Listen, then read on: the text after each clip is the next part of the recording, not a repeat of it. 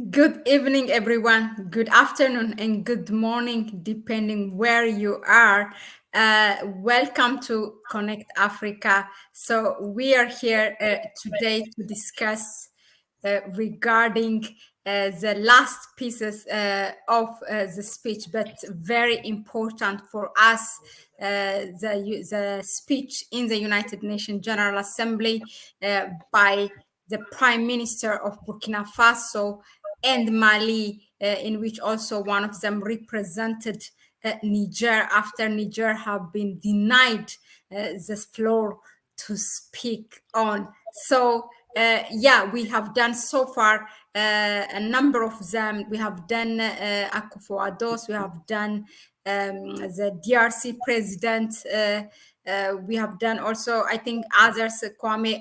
We have done the Niger, Guinness, Damboyas one, and others. I think this is part three, not I think for sure. This is part three, analyzing or reflecting on the speech in the United Nations General Assembly, particularly the African heads of states.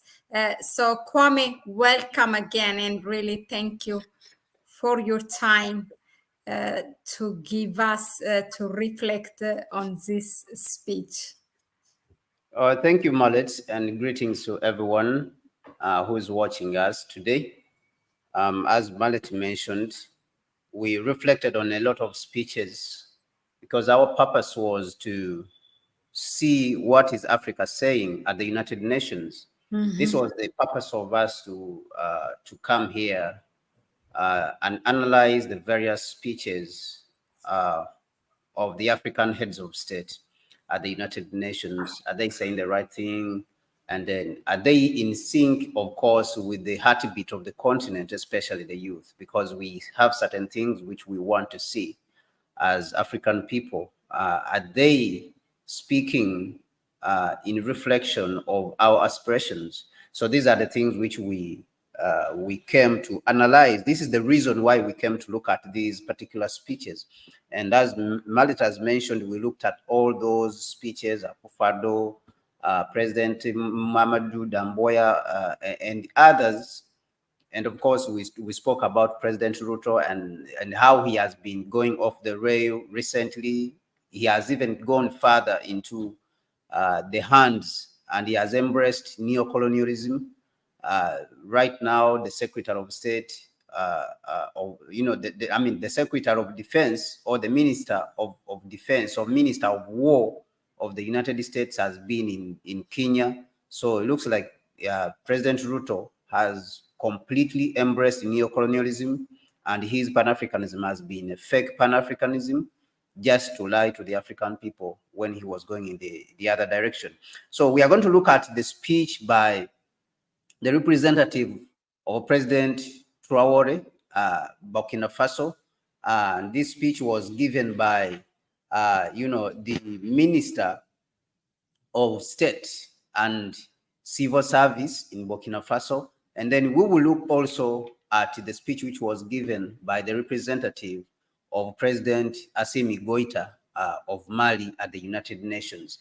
These are the speeches that we are going to focus on today, but we will briefly touch Venezuela. You know, the speech which was given by Venezuela also was very powerful. And then the speech which was given by Giorgia Meloni of Italy, the president of Italy. A few days ago, we did some analysis here, and we spoke about Enrico Mattei, who was the founder or someone who popularized and strengthened the Italian oil company called Eni. She spoke about him. So we will examine what did she speak about him in relations, of course, to Africa, because Enrico Mattei was instrumental as an Italian industrialist in molding Italy's policy towards the global south, especially the countries which are called the poor countries. And their policy was very favorable. So she spoke briefly about it. Now we want to examine what did she say at the United Nations in relations to Africa. And we have published her speech on Connect Africa. If you have not watched it, go out and watch it. Now, but if you want to understand what she said, and all the other heads of state from Burkina Faso, Mali, and their speeches, what they presented at the United Nations, and of course Venezuela, then stick around until the end of the video. Back to you, Mahlet.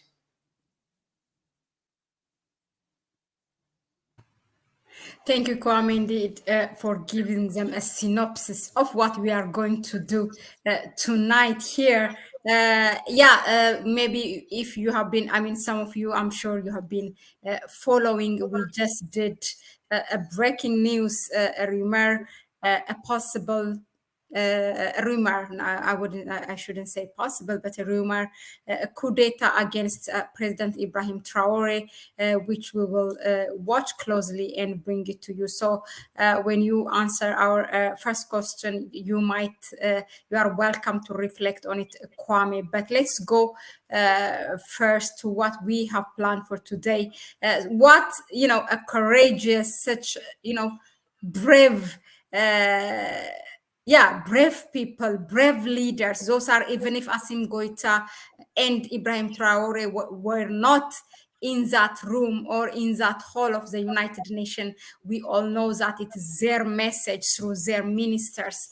So you're gonna look at it between the lines and reflect on it.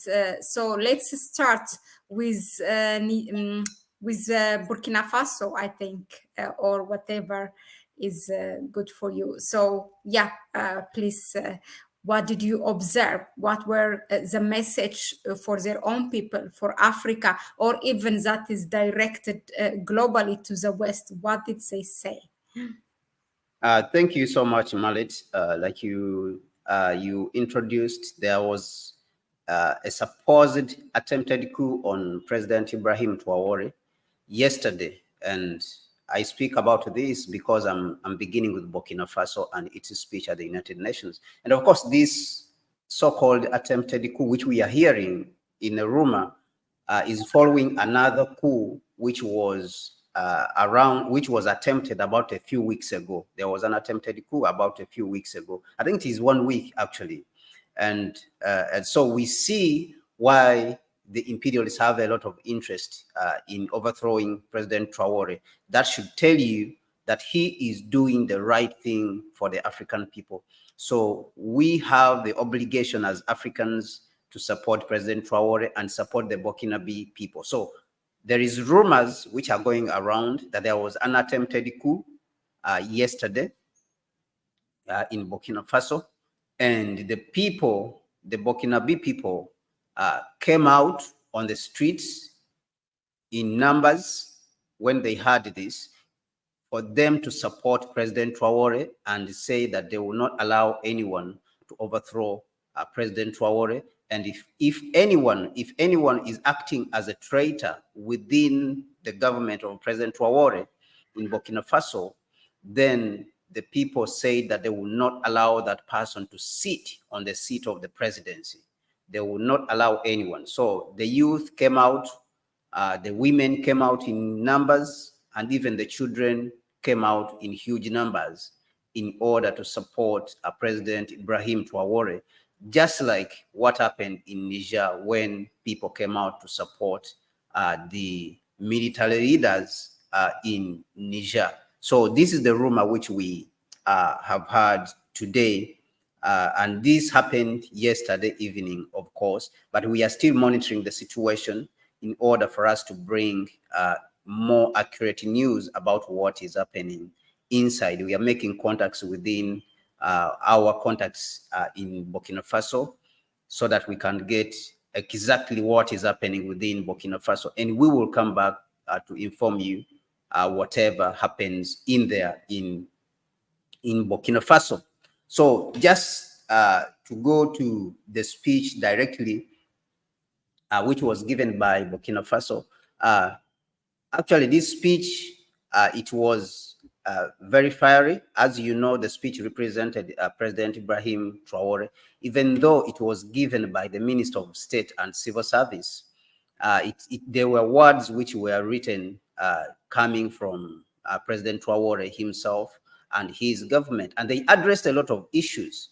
Actually, this speech, it's in itself, it could be a recipe for a coup in Burkina Faso. It could be a reason for them to want to cause another coup in Burkina Faso, for the French to want to cause another coup in Burkina Faso, because just after that speech, or as the speech was being given in Burkina Faso, they banned a French media platform so that it will not broadcast, in Burkina Faso anymore. So France feels very much threatened by the government in Burkina Faso. Of course, the government in Niger, where we have seen that and also the ambassador in Niger has already left.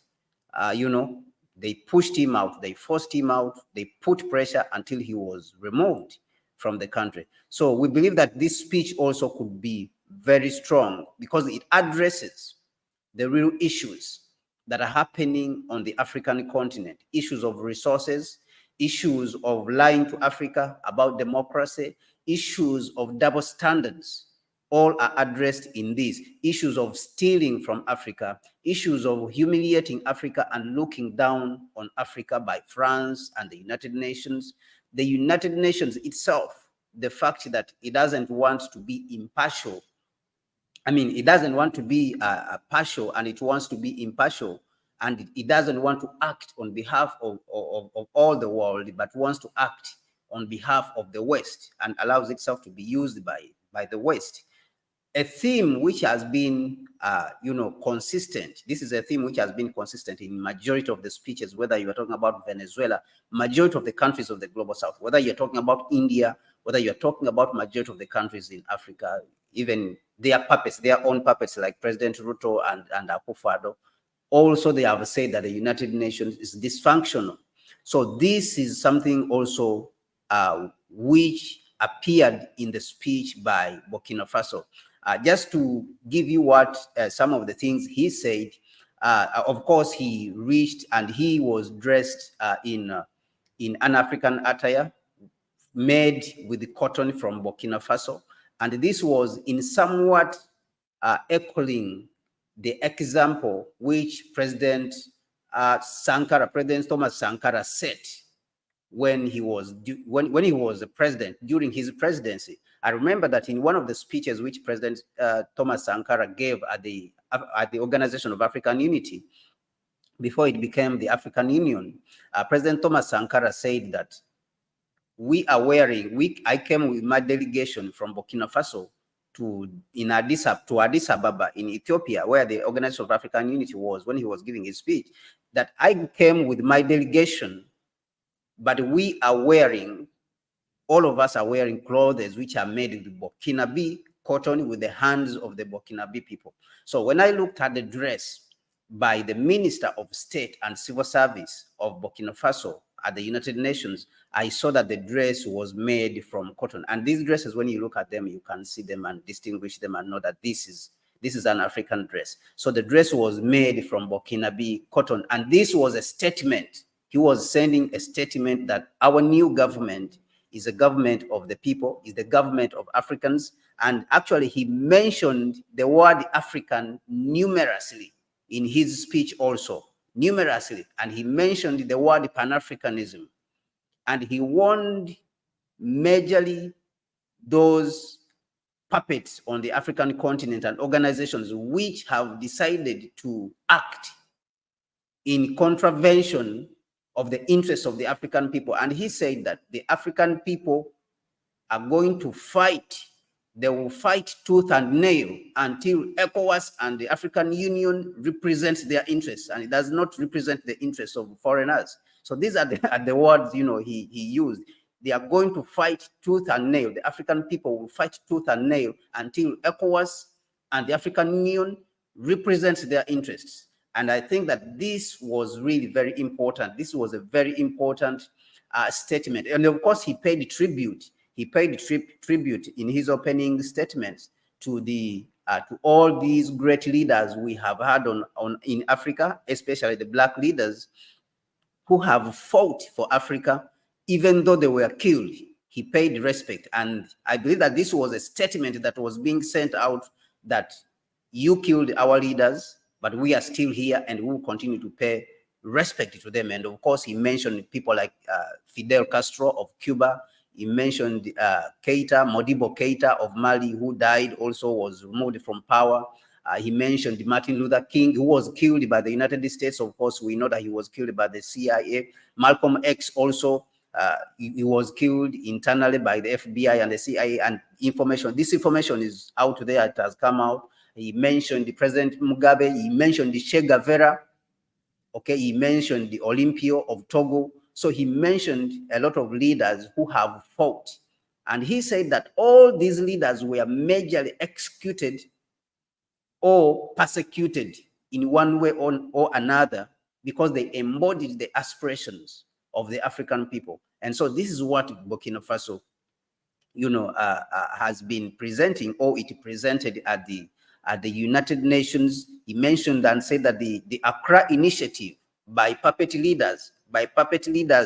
So he was talking about the meeting which happened in Accra, the military meeting in which they were scheming in order to go and attack Niger. He said that the Accra Initiative is by puppet leaders, that military grouping, and he said that we will not accept it. He gave France a lesson. He taught Macron a lesson because Macron has been bragging. He has been bragging that they are giving help to Africa. So he reminded Macron that Africans died to defend France during the First and the Second World War. About 84,000 Africans, and about 17,000 of those were from Mali. They died to defend France against Nazism, against the Nazis, okay? Against that fascism and the Nazis. So if Africans died, how can you claim that you are helping Africa when you are here with around,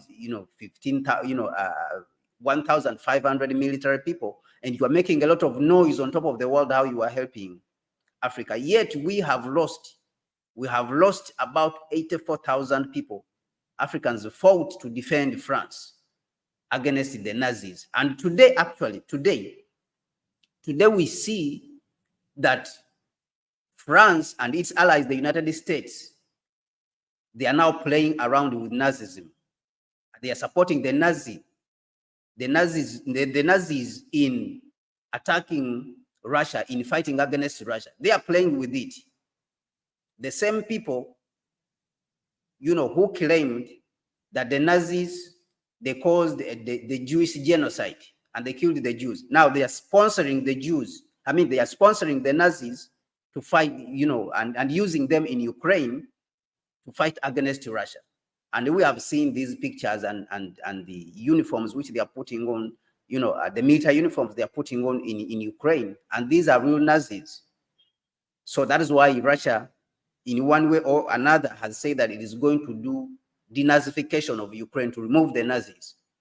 So Africa died to defend France against the Nazis. Now France and its allies, the European allies and the United States, they are using the Nazis who killed the Jews. Now they are sponsoring the same to fight against Russia. So this shows you the problem with these people.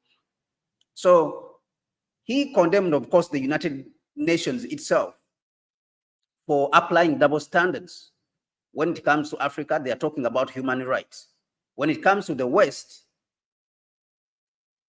can go out and kill as many people, 1 million in Iraq, come and destroy countries in Libya. There is no human rights. There is no condemnation of human rights. And so these double standards and rhetoric of using human rights, he said that we reject this. We completely reject this by the United Nations. And we understand that what is driving, the West and what is causing instability all over the world and poor relations between the people of the world is the greed. This is what is poisoning the world, the relationships between the people of the world. The people of the world want to live in peace, but the greed, the double standards, and the insatiable desire for profit This is what is causing the instability. Africa doesn't have any animosity towards the French people, but Africa has animosity towards the policies. Africa has animosity towards the policies of the French. So he gave examples, the bullying, for example, the blackmail. Africa, for example, gets $34 billion. He's talking about the special drawing rights from the International Monetary Fund and the World Bank. $34 billion, and Europe gets $160 billion. And mind you, Africa has a bigger population of 1.4 billion people. And Europe has 700 million people. They get $160 billion. So this is a racist approach. This is a racist approach which we will not, accept. So that approach, the hypocritical approach to democracy, whereby democracy only applies where the West wants, and then it labels that place that it has democracy, that kind of approach, we reject it. So he said that what Mali and Burkina Faso and Niger signed is actually a Pan-African alliance. So he mentioned this. And I understand why these speeches, they are not normally spoken about in the West, because they really speak to the issues. Instead, they want to choose out petty speeches. Even I saw that this year, the West tried to highlight a speech which was given by a Kenyan diplomat, representative at the United Nations, in which he was, condemning the Russian, military operation in Ukraine. They highlighted it this time. But the speeches, the powerful speeches which matter to the Africans, like this one, they are not highlighted in Western media. You will never hear a word, because they address the real hypocrisy of the West as it is. Like when he was speaking about the important things which Africans care about, like the unification of Africa, Pan-Africanism, they will not mention it. He mentioned that military alliance and architecture, the security architecture, which has been built by Mali and Burkina Faso and Niger, that it is for protecting ourselves, protecting our resources, and to counter operational maneuvering by the imperialists. And he said this is what this security architecture which we signed is about. And therefore, Africans are democratic by our very humanistic nature. We don't need anyone to come and tell us about human rights and tell us about democracy. The democracy which is being practiced and forced on us of elections, and which democracy has not produced anything for us, is used to loot our resources. So he mentioned all these things. Is used to loot our resources and is used to impose on us criminals and rapists, people who are, tinkering with their constitutions and staying in power. They are criminals and they are rapists, and they steal from us. They steal our resources and they give it to you. And these are the people you are calling that they are what? That they are practicing democracy. So he mentioned the issue of Libya, how Libya was divided and the chaos which came in.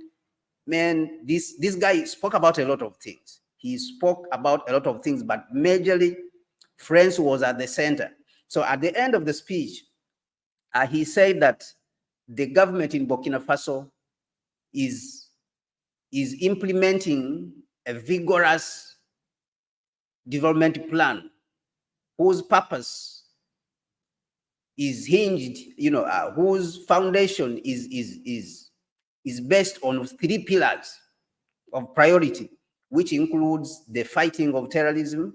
And he mentioned that terrorism is being fought vigorously in Burkina Faso, and to restore territorial integrity and sovereignty of Burkina Faso, and also to respond to humanitarian crisis by Burkina Faso itself, and restore the state and improve governance. And also national reconciliation. They are promoting national reconciliation. So these are the 4 pillars upon which the new development plan that they're working on is based. So he said that they thank the partners who have helped Burkina Faso, to stand against all this pressure, to stand against the challenges that it has been facing, even though the efforts which Burkina Faso is engaged in have been rejected, and some of the people have pretended as if they don't notice the advances which Burkina Faso is making in areas of security.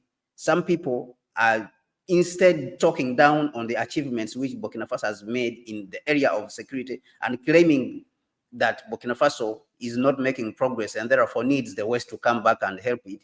He said that this is not true.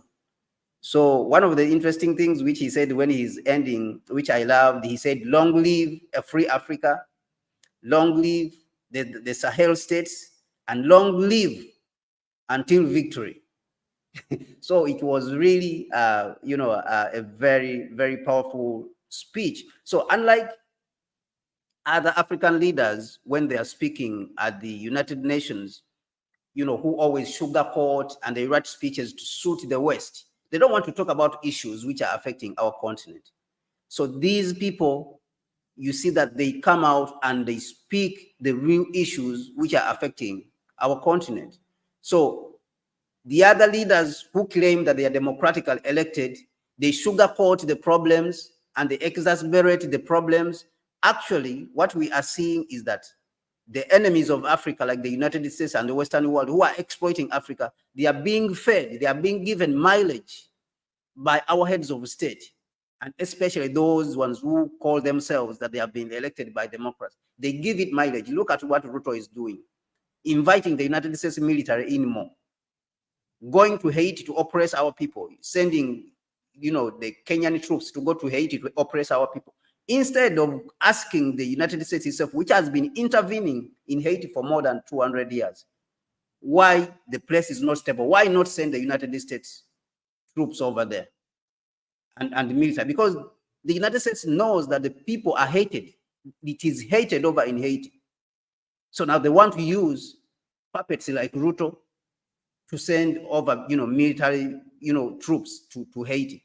So you will see that people like Ruto, they will be speaking sugar-coating things, sugar-coating statements, giving sugar-coated statements at the United Nations to please their masters who are our oppressors. So I think that we need really this type of leadership as we are seeing coming from Burkina Faso. Thank you very much, Mahlet. Back to you.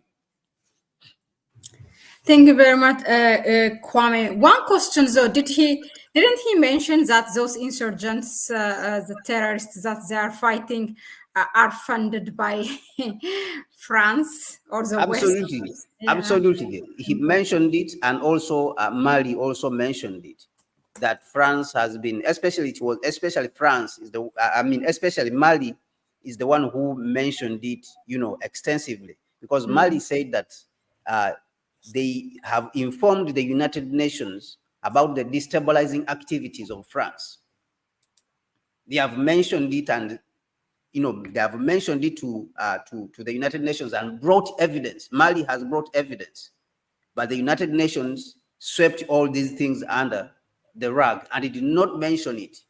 Even though these people in Mali, they provided evidence that France is sponsoring the terrorists in the Sahel and giving them weapons to destabilize the region, and at the same time claim that it is fighting terrorism.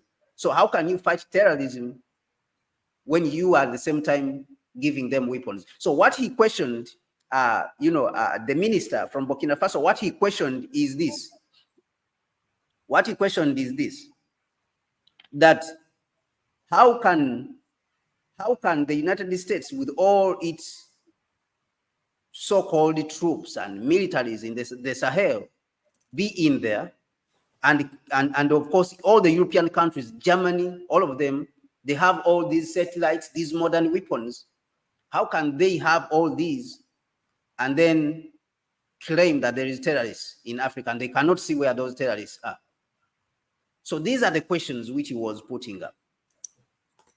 These are the questions which he was putting up, and they are critical questions which majority of the African heads of state have refused to face, and therefore they have become hypocritical in their approach. So he mentioned that these people are not here to fight terrorists. These people are here to steal our resources, because Africa has 30% of the world's resources. These people are here to steal our resources. They are here to steal our oil. They are here to steal even our water. He mentioned the issue of water. He mentioned the cobalt. He mentioned the coltan. He said that these people are here to steal our resources. It is because of our resources that France is here, that the West is here with all its military. With all its military. Why are they sending their military to Africa? So he mentioned all these. Yeah, it was really interesting. Yeah, and also important to bring it to our viewers. Now let's move to Mali. Mali, actually, it was represented both the prime minister and then the foreign minister. I really didn't know why they did that, or if every country was given that chance. But we know that they have represented Niger after Niger have been denied. What an action. Yes, That's so. Yeah, yeah. please So, go so, ahead and reflect on yes, Mali. so Mali, of course, also spoke on behalf of Niger, and of course, uh, in the speech when he was opening, he said that he recognizes the fact that the United Nations has been used by France to stop, to stop Niger from speaking and presenting its position. So he recognized that fact that France and the United Nations are working together, they worked together to stop Niger from speaking at the United Nations, even though Niger is a member of the United Nations, and it is any authority which currently governs the state as a member of the United Nations to speak. Any authority has a right to speak at the United Nations. So he recognized this, but nevertheless, he went ahead, to say that he's speaking on behalf of both Mali and Niger. And I think that this is really a lesson in solidarity. I think that Pan-Africanism is currently being expressed in practicality, in its most practical form, between Niger, Burkina Faso, and Mali. We have seen that Niger has been, Niger has been receiving trucks of food from Burkina Faso. This is the real expression of solidarity. This is the real expression of Pan-Africanism. We saw in the 1960s, in 1958, when Guinea got its independence. France destroyed everything in Guinea before they left, Guinea Conakry, where President Doumbouya is right now. They destroyed everything, the bulbs, they destroyed the railway lines. In a true expression of solidarity and Pan-Africanism, Nkrumah came in and gave Guinea money, which was around 10 million pounds during that period. It was a lot of money in 1958. So this was the true expression of Pan-Africanism. And that true expression of Pan-Africanism, the only time we saw it again was during the struggle for freedom and independence for South Africa, the fight against the South African, apartheid regime, where a lot of African countries came together to contribute and overthrow the apartheid regime in South Africa until it was defeated. And of course, how it went ahead to maneuver, of course, that is an internal South African issue. We don't know how it went ahead to maneuver and then imperialism to continue to stay and have a grip on the South African economy. That is another problem, of course, which we see that is still existent today, that South Africa still needs another round of liberation. And of course, all of the African continent still needs another round of liberation. But what we are seeing is that the first expression of true Pan-Africanism that we are seeing, that is being shown and being expressed between Mali, Burkina Faso, and Niger, we first saw it in 1958 when Ghana, under President Nkrumah, gave help, to the Guinea-Bissau, to the country of Guinea-Bissau when it got its independence, and France destroyed everything because the country refused to join the Francophrique group of countries. So that is when we saw it. So I think that what these countries are doing is very important, and the African people need to support. And therefore, we need to understand that this is what Pan-Africanism is. So, of course, he spoke about the destabilizing activities of France, in the Sahel, and the provocations. But of course, the United Nations has done nothing, even when evidence was provided. Mali and the Sahel states are right now stabilizing the region by themselves, working together, amidst, of course, the Western propaganda, which claims that if France pulls out and the United States and the United Nations pull out, then the place will go into chaos. This is a tactic. This is a tactic to humiliate and disrespect the African people. And so I think that this is a narrative, this is an African narrative that needs to be pushed out aggressively, because the West is pushing out a false narrative, including in their media. Whether you listen to Al Jazeera, whether you listen to France 24, all these, they are claiming that if the West pulls out its 1,500 military forces, all of a sudden the whole region will go into chaos. All of a sudden. But the minister of Burkina Faso mentioned that we have mobilized more than 48,000 volunteers in Burkina Faso to protect the country. 48,000. So actually, where you see that this is racist, this is completely racist and disrespectful to the African people, and it is an attempt to weaken the African resolve, at independence and freedom and true freedom, is that when you claim that 1,400 or 1,500 troops from France, they are better than 40,000 Africans. So this is white supremacy, but this guys, it is being justified in form of security. They are trying to claim that the 1,500 white men are better than 40,000 African security men. And this is a disrespect. It's a disrespect to the African forces and security, whether it is in Ghana, where the United States is occupying at the airport, where it has a military base. It is a disrespect to the Ghanaian military people, or disrespect to the Burkinabe people, or the Senegalese military people. It is a complete disrespect. Look at a country like Mali.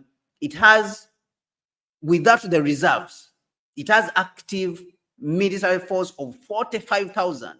Now, if you tell us that Niger has 45,000 military troops, and you are telling us that 1,500 French military people, when they come out, all of a sudden the place will go into chaos because the French are not there.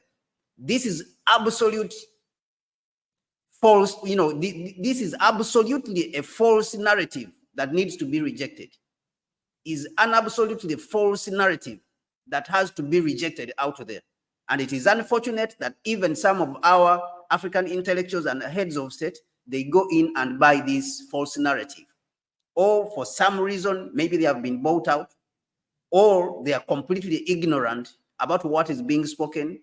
And so they end up, organizations like the African Union and the ECOWAS, they end up protecting white supremacy, which is promoting this white supremacist narrative that a few white men are equal to, or even better. They are better than, 1 million Africans. A few 1,000 white men who are in the military, or they are better than 10,000 or 100,000 African military men. I mean, this is false, this is the false narrative which we have to reject. So Mali and the Sahel states of Niger and Burkina Faso have agreed that they are now stabilizing the security situation in the Sahel. in their various countries. So he said that France's desire, to have access, to our countries has driven it to the point that it is now sabotaging Mali's, Mali's access, is sabotaging Mali's access to finance from the international financial institutions. It is using even that same attitude to compromise the African regional bodies. This is what he mentioned. And of course, he's talking about ECOWAS and the African Union. So he said that Mali is carrying out institutional reform to organize the state and get it back to constitutional order and the elections. But it cannot give back the country if the institutions are not reformed. So what he's saying is that the institutions are being reformed, because for a long time these institutions have been compromised. And we know that the purpose of neocolonialism is to weaken the African state, is to weaken it and make it completely useless. And we saw what happened, of course, in Ethiopia, even, that the United States wanted to sponsor the terrorists, the group, the rebel group, so that they can overthrow the Ethiopian government. So the purpose of neocolonialism is to weaken the African state and then sit on top of the United Nations and claim that those states are dysfunctional, they need help. And yet they played a hand in destabilizing those places and making them dysfunctional. And that is why you see that every day they mention privatization, private investment, the private sector. So this is a tactic to weaken the African state. It is a deliberate effort for them to weaken the African state. And it is purposeful. This is purposefully designed to weaken the African state, the militaries. And that is why you see that they say 1,000 white men, military men, they are better than 40,000 African military men. It is a tactic to weaken the African state. But Mali and Burkina Faso and Niger are saying that we are taking this back. We are doing institutional reform. We are strengthening the state. We are installing back the sovereignty of our country, the integrity of our countries, and we are putting back. So this is the institutional reform that he was talking about. And he said that for 10 years, foreign presence of the United Nations military force has not made the situation better, despite the plenty money which has been consumed, the plenty resources which the United Nations has, and MONUSMA, he's talking about MONUSMA, that this organization, this military force, has not done anything to bring the situation under control or to stabilize the situation. So he said that even though we appreciate the Malian people, they appreciate those ones who have died, the United Nations troops which have died, but there is nothing that they have done that is better that you can talk of for over 10 years which they have been there. So they say that it is time for the United Nations to withdraw. So the United Nations has been pushed, is being pushed from Mali in the same way it was pushed. It is in the same way it is being pushed from the Democratic Republic of Congo. Remember that a few days ago, when the president, the president of the Democratic Republic of Congo, Felix Tshisekedi, gave a speech, he said that the United Nations, we have given it up to October. I think, did he say October? I think he said up to December, November or December. This year, it has to vacate the place. So in the same way, Mali has also given the UN and MONUSMA to withdraw from the country by December 2023. He said that we want them out and there is no more extending this time.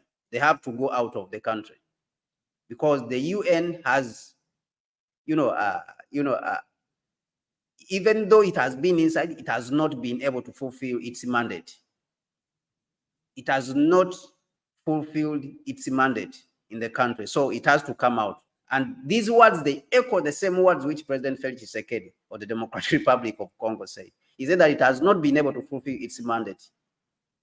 for over 25 years, for over almost a quarter of a century. It has been in the Congo and nothing has been done. So it has to go so that Congo can take care of its own affairs. So he called on, the Malian representative called on the terrorists to hand in their weapons so that they will not destabilize the region. And of course, he reiterated the working with African brothers like Burkina Faso and Niger. And Mali is of course, he said that it is strictly and carefully following developments in other African countries, is following what is happening in other African countries, and of course, across the world. Across the world. This is something which he mentioned. He mentioned that we reject neocolonialism and its approaches and double standards, of course, and the United Nations. He reiterated again the same thing which was said by the representative, the minister of civil service of Burkina Faso. He also said it. The condemnation of the United Nations and its double standards, and the denunciation, of course, of the sanctions that have been imposed on ECOWAS and Niger. Also this, he mentioned it. The sanctions have been imposed on Mali and Niger, by ECOWAS. He thinks that a brotherly nation cannot impose sanctions like this. And so he denounced this. NATO, he also said that NATO is responsible for the chaos in the Sahel. It is responsible for this chaos. And so he called for the reparations to be given to all people who have been affected, especially those in Libya. Especially those in Libya, reparations should be given to them. And also he reiterated that the agreement that was signed between Mali, Burkina Faso, and Niger is Pan-Africanism and is about security, is about economic integration, is about reintegrating our people who have been divided and who have the same history, who have a common history, in order for us also to consolidate our economic gains. So this really was an important speech. And I think that if we are looking for true Pan-Africanism, I think Pan-Africanism right now is not being expressed at the African Union. Pan-Africanism right now is being expressed in its practical terms by the states of the Sahel, and that is Burkina Faso, Mali, and Niger. And that is where all Pan-Africanists right now should look to give support as we are fighting for the unification of Africa, because these are the signs that show that it is possible to unify Africa if we have the right mindset. Thank you very much, Mahlet. Thank you, Kwame, really for that insightful reflection. Yeah, it was quite an impressive one. He also said, like for them to stop to reproducing another Libya in Niger. Very, very, very impressive Pan-African speech. Yeah, thank you very much for sharing with all those details. Now, before we move to Giorgia Meloni and the Venezuela one, is there anything, I'm not sure if you have a question, but is there any African leader, heads of state speech that you want to reflect on? I think those are the two.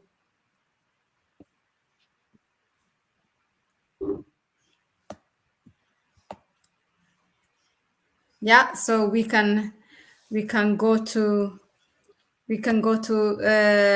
Italy first, maybe the prime minister, where she said Africa is not poor, it's a rich continent, but often exploited. She did not call names, but she knows exactly who she's talking about. And I think many Africans, for that matter, she has directly spoken about France at different occasions, but not here at the United Nations.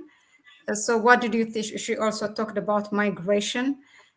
What did you think about briefly on her?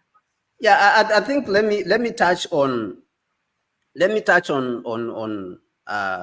what Venezuela said, the representative of the government of President Maduro, uh, actually, he also, what he said majorly echoes what majority of the countries from the global south are echoing. So what we are seeing is that the world has realized who the enemy is. And this speech majorly was filled with the condemnation of the Western hegemony and the arrogancy against the country of Venezuela. And of course, that includes the blockade of Cuba, which has been spoken about. And of course, also the condemnation of, of the United Nations, because he asked, in his speech that how many resolutions have to be adopted by the United States Sorry, uh, you are accidentally muted, so please start again. Okay. So I was speaking about Venezuela, and I'm saying that the representative of Venezuela, spoke about a lot of subjects, but most of the subjects which he spoke about, they still hinge around they rotate around the interests of the global South and the condemnations of the global North, especially the United States, which is driving the global North in all these wars in Ukraine, and Europe, and of course, plus the United Nations. For example, he spoke about the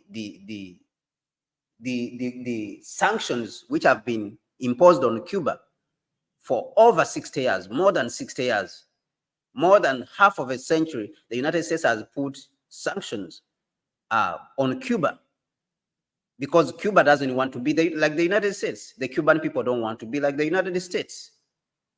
They said we want our country to be governed in a way we want, because to be honest, when Cuba got its independence in 1904, the United States immediately went in and exploited that country for more than 50 years. More than 50 years, until the Cuban people came up and said, this is enough. And they fought. And they fought and they threw out the United States. And it was over there exploiting with its capitalists. The same thing which you are seeing happening in the majority of the African countries today, in South Africa, in Ghana, that level of exploitation by the United States. And now, also, of course, it is present in Kenya. The Cuban people stood against it after 50 years. Actually, something tells me today that the time is up, because after all, also for us in Africa, we have been under this exploitation from the 1950s and 60s. It has been more than 50 years now, ever since this exploitation by the United States started in Africa. So it is very similar to what is happening in Cuba. So what the African people are resisting now is that exploitation, the neo-colonial exploitation. So he spoke about this, and now he said that how many resolutions must be adopted by the United Nations? How many resolutions must be adopted by the United Nations before this blockade by the United States on Cuba will be lifted? And of course, also the blockade on Venezuela itself. So he denounced the so-called Monroe Doctrine, the Monroe Doctrine, which claimed that Latin America is America's backyard, the whole continent of America, both South and North, belongs to the United States. That is the Monroe Doctrine. So he denounced and said that this colonial approach, we reject it. And therefore, places like, for example, the archipelago islands have to be decolonized, where the United States and Britain are occupying. You remember we spoke about here the Diego Garcia. That is an archipelago island. Diego Garcia is an African territory, but the British have refused to leave it. When they refused to leave it, they claimed that they have sold it to the United States, and they removed the African people from that island of Diego Garcia. So he said that these places have to be decolonized, have to be, the colonialism has to be removed. So what really made me happy, he said that the United Nations has to be reformed, and our mother, Africa, has to be given a seat at the United Nations Security Council, a permanent seat. So the representative of Venezuela called Africa their mother, that our mother Africa has to be given a permanent seat at the United Nations Security Council to create and correct, to create a balance or correct the imbalance that exists currently, in the world. So his echo was also of what the other African heads of state have said, especially those African heads of state who are speaking for the African people, not those ones who are puppets. His statements, it echoes exactly that. The disturbance, the interference by the United States, and the fact that the United Nations is being manipulated, has succumbed to manipulation by the United States and its allies, whose purpose is to promote a zero-sum game whereby they come in and exploit your resources, take everything that belongs to you for themselves and give you nothing, completely nothing. So he also mentioned something which was very important, that the United States is attempting to use ExxonMobil and the country of Guyana to steal Venezuela's oil, because Guyana right now and ExxonMobil, they are engaged in a territorial dispute between Venezuela and themselves. But Guyana is using ExxonMobil, and the United States is saying that it's going to deploy the Southern Command. And he said that this is a strategy. The Southern Command, just like how you see the African Command, because the United States divided the world in two parts, like how we have the African Command, which now has its offices in Zambia, where there's another puppet in Zambia. And then it has the Pacific Command. Then it has the European Command, which is based in Germany, Stuttgart. Then, so right now, they have the Pacific Command, they have the Southern Command, which is for South America. So they want to use the Southern Command to consolidate the plunder of Venezuela's oil resources. So he warned that this has to be rejected, and he warned Guyana not to play, into the hands of the United States and being used, together with the United Nations, together with the United States oil company, ExxonMobil, in order to plunder, Venezuela's resources. So you asked what I think about Giorgia Meloni and her speech and what she said about Africa. Of course, Giorgia Meloni, I think that what she's saying has some truth in it. But of course, her concern as a European woman, I think, is the fact that Europe, other races are going to Europe. She doesn't like Europe's immigration approach, and especially that immigration approach has been led by France and Germany. She doesn't like people from Arab countries and Africa to flood into Europe. She really hates it. She doesn't like it. So even though she's saying the truth that Africa is rich, is plundered, and therefore she wants to approach, Italy wants to approach Africa on an equal basis, in a with a win-win relationship, whereby it will help Africa. But what she wants exactly is, I think she speaks exactly like Donald Trump. What exactly she wants is to protect Europe from invasion by other races. That is the main, driving force behind her. But of course, what she's talking about is true. I think that it is important for us to have equal relationships, because we don't need to come from our lands to go to their lands if our things are okay. And therefore, the speech which she gave, even though she was talking about immigration and the so-called human traffickers, but I saw that the speech was more of a reflection of the comments which she made before she became president of Italy. You remember that she gave a speech in which she lambasted Macron, and she lambasted, all those ones who are exploiting Africa, especially France and Macron. She attacked Macron strongly. So that speech, when you listen to it very well, it is a reflection of the statement or the words which she said before she said to Macron before she became a president. because she was saying that Africa is being plundered, and who else is plundering? So it was a re-echoing of the speech which she gave, but right now she was just trying to be politically correct because she was speaking at the United Nations. That's what I'm seeing. But she wanted to attack France, who is exploiting, and also the United States, those ones who are manipulating the African continent and extracting its resources, and then African people are running out of the continent because their resources are being taken and there's nothing left for them, or infrastructure is not being developed, no industrialization. And we have, of course, puppets on the continent who claim that they are they have been elected democratically, but whose only purpose is to extract Africa's resources and send them to Europe.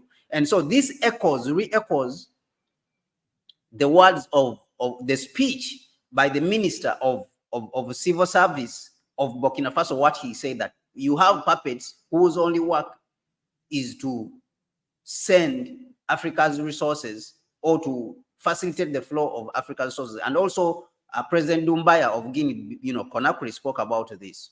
So what Georgia Meloni is talking about, it re-echoes those words by Doumbouya and the minister of civil service of Burkina Faso, that Africa is being plundered in the name of democracy, in the name of elections. These elections are being used to plant puppets who are being sponsored from outside. And then these puppets are facilitating the plunder of African resources. And of course, you can speak about a lot of countries, in this question, even South Africa itself. You cannot excuse this because you cannot excuse South Africa or excuse the ANC, because the whole economy is owned by the United States and Europe. The whole economy. You go to Nigeria, Shell and ExxonMobil, they have been extracting oil for billions and billions of dollars, while the Nigerian people don't have energy. You see, you go to Kenya, the same situation. The whole financial sector is owned by foreigners. So this, I think that what Georgia Meloni is saying is that we need a new kind of relationship with Africa, which relationship allows the Africans to stay in their continent and rebuild their continent without migrating to come to Europe, because we also want to protect our Europe so that the Europeans do not become extinct. So this is what she was mentioning. And of course, she mentioned, a figure we have spoken about here, in the past. He mentioned Enrico Mattei. Enrico Mattei, who is the man that made Eni powerful, the Italian oil company called Eni or Ni. He made it very powerful. But his approach was that when Italy and its oil company Eni came to a country in Africa, even in Egypt, in Nigeria, when it came to extract oil, when it came for oil contracts, it gave the host country, the owner of the resources, 75%, and it only took 25%, and it would take care of all the expenses. So she echoed Eni, and this man was killed, of course, by the Western oil companies in a plane crash. He died in a plane crash, and they claimed that it was a plane crash.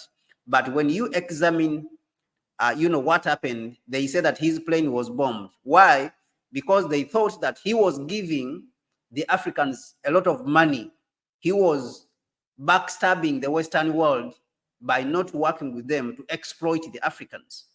So his plane was crashed. Now, Georgia Meloni, what she said is that they have a foundation, a program which mimics what Enrico Mattei was doing with the global South and these African countries, that instead of exploiting them, we should work with them. Their resources, we should not try to claim that they are our resources, but rather we should go in and give them a fair share of their resources, whether it is oil, whether it is gold. And this is a narrative which the Western world doesn't want. Europe, the whole of Europe doesn't want anyone who thinks like this. So this one becomes an enemy, because for them, they want to take everything. And that is the so-called zero-sum game, which the West is driving, the United States. This is the zero-sum game they are driving, because they want to take everything that belongs to you and humiliate you even, and say that you are poor. You are a poor people. You cannot manage your affairs.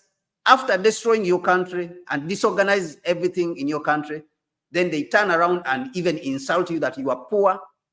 You need to be given aid. You cannot manage your affairs. Those countries are disorganized. And yet they have played a major role in disorganizing your country, killing your leaders who are good and they want to stabilize your country. So I think that her approach is very good when it comes to the African continent.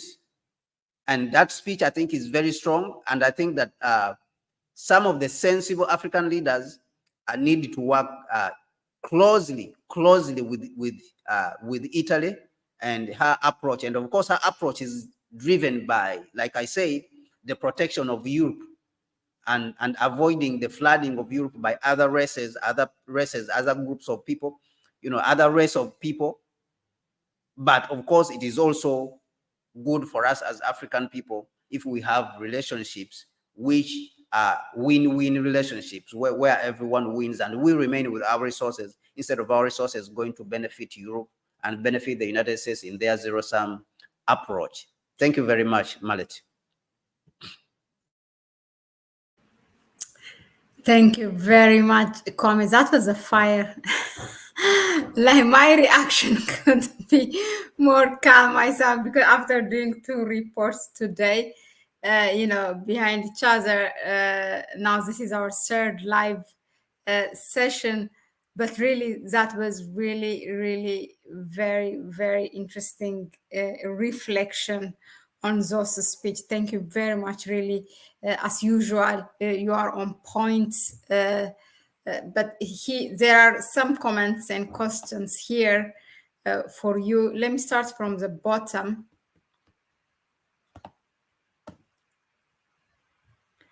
Actually, let's join me in giving, I don't have the emojis here, but I will give number 1 if you liked Kwame's speech today. It's Kwame's reflection here.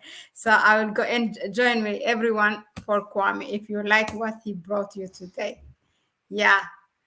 In the meantime, I will try to find those questions. Yeah. Mikey said Kwame brought it tonight. I felt it. It was fine.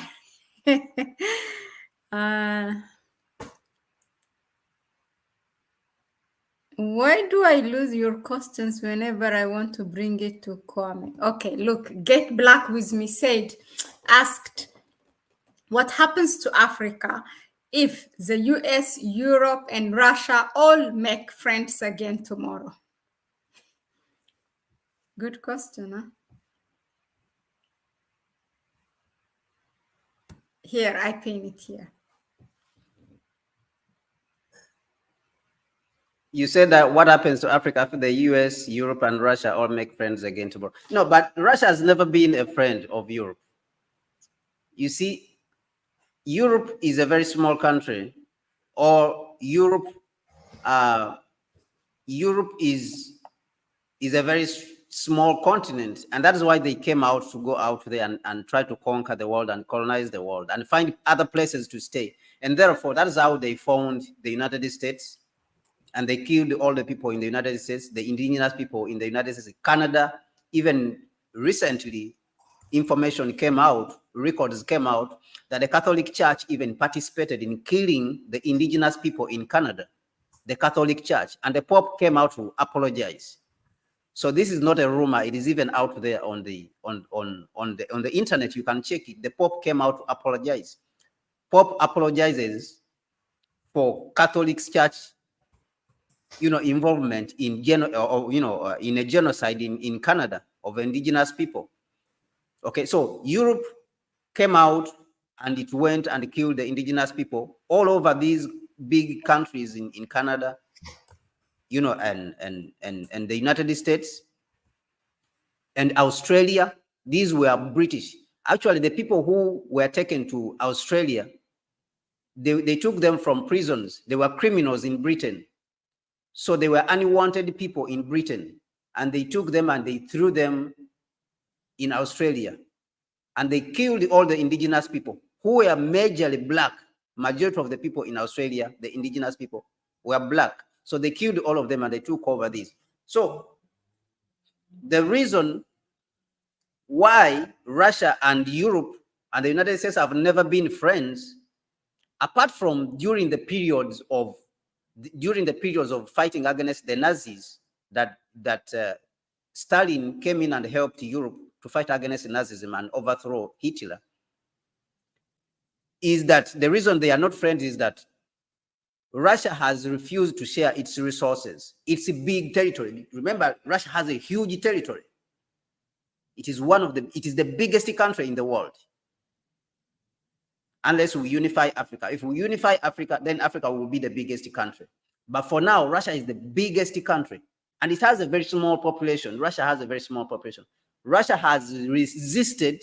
Napoleon went to try to conquer Russia, and he was defeated in Russia. Now, Hitler too tried to conquer Russia, and he was defeated. Now, when Stalin came and fought against Hitler and defeated him, the United States and Europe turned around to backstab Russia in the back. And they wanted to march on Russia and attack it. And it was not possible. Russia was able to transform itself and has been transforming itself into power.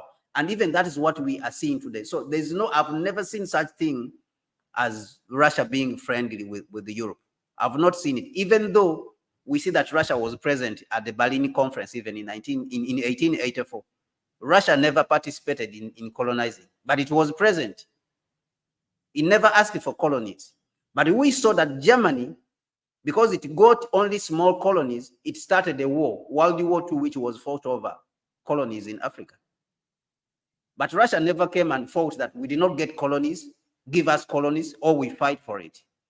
So Russia has not participated in that scheme. I don't have anywhere where Russia has participated in those schemes. Instead, what I have seen is that Russia participated in decolonizing, helping Africa decolonize. That is one. Russia helped the Communist Party in China. If it was not for the Soviet Union, I doubt China would have won the Chinese, civil war, because Russia was advising militarily, while President Mao Zedong was adjusting, of course, whatever tactics he was being given. But he was being given the weapons from Russia and the military strategy. They were advising. So what I see, I don't see Russia, aligning with Europe, because Europe and the United States, what they want is to divide Russia and enjoy part of it. And that is why you are seeing they are coming closer to Ukraine, because they want to pull Ukraine and put it in the European Union, and Russia is resisting. And of course, if they pull Ukraine and put it in the European Union, what is the target? The target is to go in Russia and defeat it and divide it. They want to separate Russia and put some of the part and put it in Europe, so that they can have access to the resources. And Russia is resisting, has constantly, consistently been resisting this tactic. So I really don't see anytime soon that Russia, I don't see anytime Russia, turning, into a friend of Europe or the United States. I don't see it anywhere for now, unless somebody else has something that can prove that. But for now, I don't see it. A follow-up question on that. Just becoming a friend by itself, that if they are not enemies, would that be a threat to Africa? Of course, then Africa would have to reevaluate its standing, of course, with Russia. And of course, I would immediately see China also would evaluate its position. Because remember, China has a border with Russia. So not only Africa, but even all the other countries would need to reevaluate their position and standing and relationship with Russia. And of course, Russia, we saw it, even one thing I did not mention, we saw it helping during the Vietnam Revolution. Russia helped Vietnam to fight off the French and fight off the United States. Russia helped Cuba. If it was not the Soviet Union, Cuba could have been swallowed. It would not have been able to build up capacity to stand against the pressure by the United States. So if this happens, it is unlikely the chances of it happening, I think, is 0.01%. But their relation have been. Where do I hear? I hear my echo. Is it from you, Kwame? Yeah. So, but if let's say, okay, they are friends in a way that just to where it was before the Ukraine-Russia war, a normal one where they were trading to each other, that would mean also a threat. I mean, because it has been like that, and it was not a threat as far as my understanding is concerned. Yeah, it was a reasonable relationship, but you cannot say that it was very close. But the Yeah. thing is, Russia is interested in having a win-win relationship with Europe and the United States. This is not a secret. They are interested. Russia is interested in having this relationship. But a relationship, it is only interested in a trade relationship where they all respect each other, and not a relationship where the West wants to approach it in a paternalistic way, where it wants to impose on Russia its way of thinking and its values, the homosexuality. In Russia, for example, they don't believe in homosexuality. They do not like it at all.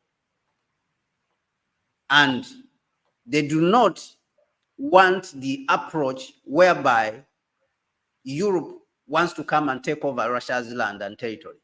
And this is what Europe is interested in. Europe is overcrowded. It is a small place with over 750 million people. It's overcrowded. The place is overcrowded. So they want other places where to occupy. And that is why they came to Africa. Even in Africa, they are still insisting that they want to stay in Africa. They want to stay, exploit. They don't have resources, and the resources are in Russia. So this is the relationship that people have to understand that Russia has with Europe. Russia wants to have a good relationship, win-win, but not the relationship where they share in values. Russia has way different values compared to them, the Europeans, and their approach. Okay. Thank you. So the next question is from Catherine Herman. There, I appended it here. I have a question for Kwame.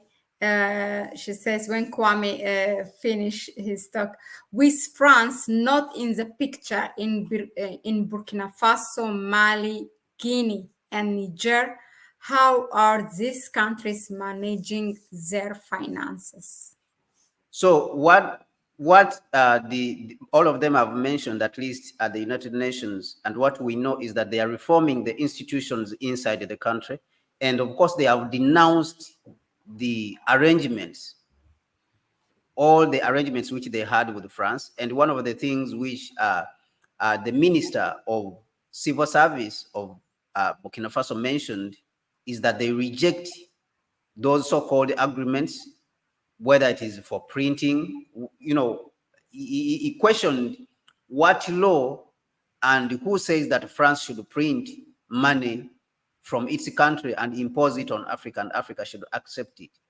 So, and in that also, you can see that Mali mentioned that the architecture that is being built on the agreement which was signed between the three countries is based on the protection of resources, economic benefit for the people, reintegration of the people and allowing them to work with each other because they have common history, and of course, on the economic front, working together on the economic front and consolidating economic gains. So this shows you that these countries, they are trying to work together and put at the back. We know that Mali canceled all those contracts, those so-called agreements, colonial agreements, which were signed under de Gaulle. So Burkina Faso has moved in the same direction. Niger has moved in the same direction. So they are not into wanting France to print their money for them, but they are now looking for new ways of looking at things and working. They are looking at new financial systems, new military arrangements, new social arrangements. We mentioned here a few days ago, Burkina Faso banned, a French media platform from Burkina Faso. So this is what you can call a cultural revolution. When Mao Zedong took over power in China, They banned the use of English in China. And all papers which were being published, which were American, were being published in English, were banned from being published in China.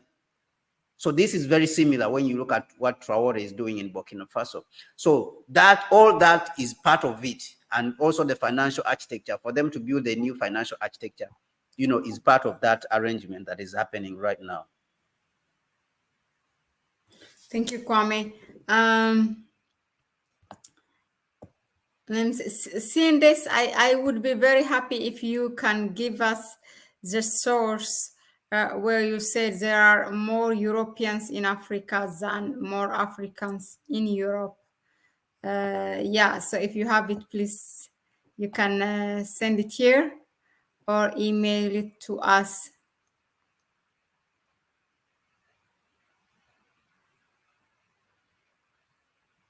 Of course, you have them. I think you have them. You have the ones in South Africa, the ones who say that they are South Africans, those ones who are the remnants of apartheid. You have them in Namibia, and then of course you have them in all the other African countries. So there are a lot. There are a lot. I think they are more than African. The number of Africans who are in Europe, because Africans have never gone to Europe as a group to settle in Europe and claim that they belong here. They have a right to be here, like how you have millions and millions of Europeans who are, for example, lodged in South Africa, and of course the other African countries.